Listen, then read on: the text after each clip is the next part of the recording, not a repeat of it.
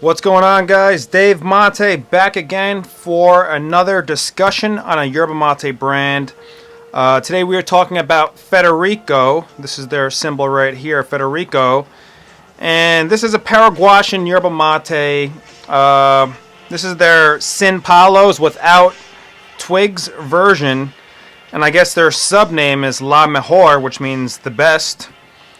I don't know if this mate is the best, but it's definitely an interesting mate. We're going to talk about it right now.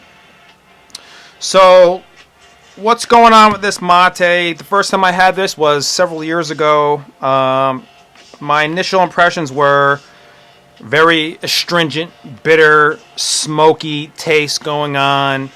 I wasn't so impressed. It wasn't really an elegant experience for me. I like mates that have something to say, mates that really tell you a story. This mate, initially at least, was a little bit too blunt, a little bit too in my face. Recently I got back into it, gave it a shot again to share this review with you guys, of course. So let's start off with the bouquet, the smell, what's going on here. Interesting bouquet. I'm picking up on ash, smoke, a lot of astringency, campfire, sort of steely metallic notes coming off the nose, wet stones, cement. So with a lot of mates coming out of Paraguay, you're going to get that sort of pungent aroma coming from it, tobacco aroma. In some cases, it's almost a little overwhelming. This particular brand, apart from all those signature smells, you're going to get this sort of rubbing alcohol component, which kind of throws me off a little bit. That's one of the cons of this mate in terms of the smell. Some sort of like chemically smell going on. This mate is 100% certified organic, so I'm not too worried about the chemicals, but there is some sort of chemi smell coming off this mate. Let's get into the taste. Let me refill a gourd right here.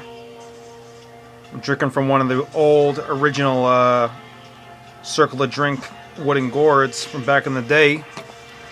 Had to bring them back to life. Let's take a sip, folks. Let's see what's going on here.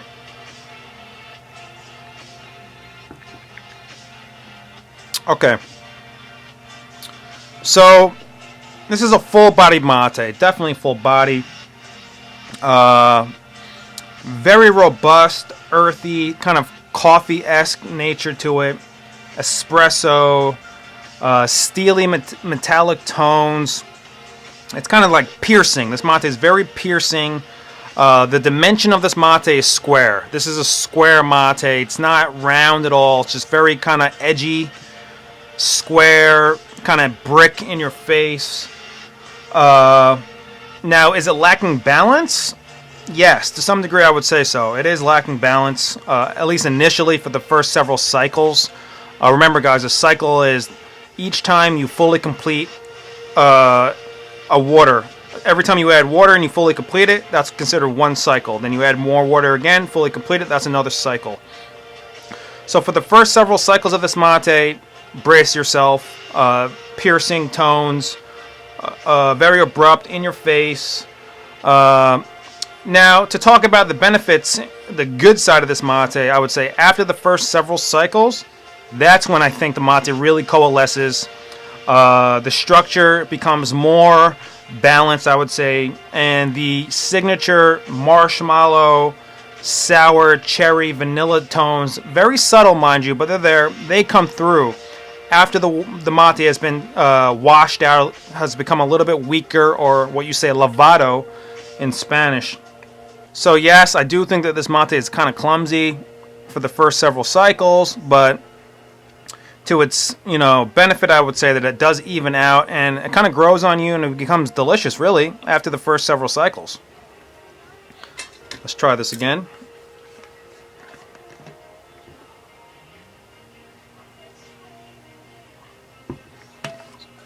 Not a bad mate. Definitely not a bad mate. You guys know me. I like stuff, of course, that's organic, and the fact that this is organic is a plus in my book.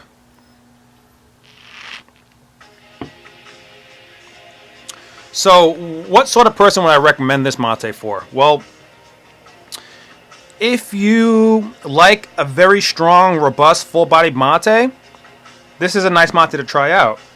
It's not only full-bodied and robust, but the cycle is long. This is a long cycle. So, a long cycle, remember guys, I base my cycle upon the size of a liter. How much mate can you get out of a liter before it becomes totally weak? This mate, I could easily go through an entire liter. If I do a hemisphere switch, when I take this out and put it on this side, let's talk about the cut.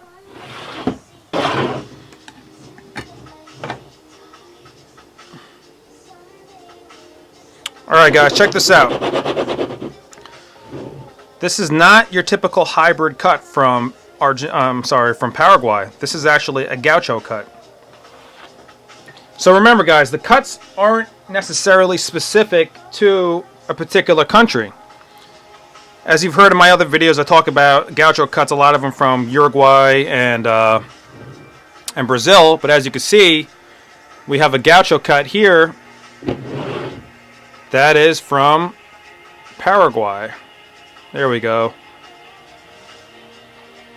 Definitely gaucho cut. Nice, uniform, small hojas, leaves. Minimal amounts of palos, hardly any, and the ones that you do have are these little baby palos. No monster palos, no medium-sized palos, just these little baby palos here. No splinter palos even. So what we have here is your typical gaucho cut, a cut that you see with brands such as Canarias or what else? Sarah, Del Salvador. Here we have a Paraguayan brand that shares a similar cut. Very interesting. Usually Paraguayan brands have a hybrid cut. Something like this, but with more palos and significantly more powder. This hardly has any powder. Look at this. Almost no powder. Mostly just stems, mostly just leaves. Some powder, but minimal. So, very interesting cut. I like the cut. Nice and clean and simple. Clearly, this mate has been aged. Look at the color. I would consider this a complex mate, not a simple mate. Why complex? Because of the varying layers this mate has. The initial phases from the robustness to the mid phases of that round creaminess to the end stages of almost like a nice light Paraguayan mate with a little bit of sour kick on the end. Very interesting mate. For that factor alone, I would recommend you try it.